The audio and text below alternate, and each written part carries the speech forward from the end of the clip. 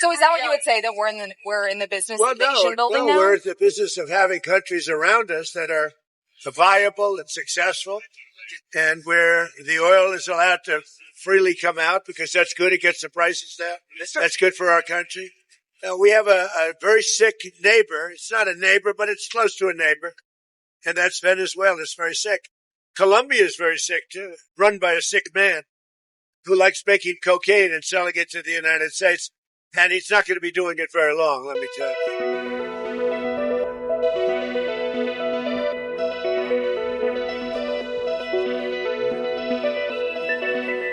Presiden Amerika Serikat Donald Trump mengisyaratkan rencana untuk tetap membiarkan rezim otoriter Venezuela berkuasa selama pemerintah negara tersebut mengikuti arahan Washington.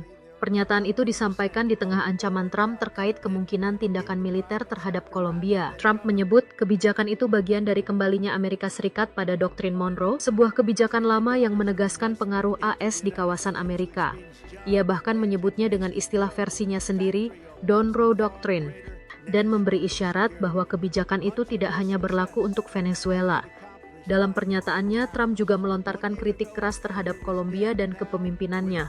Ia menuding Kolombia sebagai negara yang terlibat dalam produksi dan peredaran narkotika, khususnya kokain, yang menurutnya berdampak langsung terhadap Amerika Serikat. Pernyataan tersebut merujuk pada Presiden Kolombia Gustavo Petro, yang dikenal memiliki pandangan politik kiri dan kerap berselisih dengan kebijakan AS. Saat ditanya apakah ia mempertimbangkan intervensi militer terhadap Kolombia, Trump menjawab singkat, "Kedengarannya bagus bagi saya." Pernyataan Presiden Amerika Serikat tersebut memicu perhatian luas karena berpotensi meningkatkan ketegangan hubungan Amerika Serikat dengan negara-negara di kawasan Amerika Latin.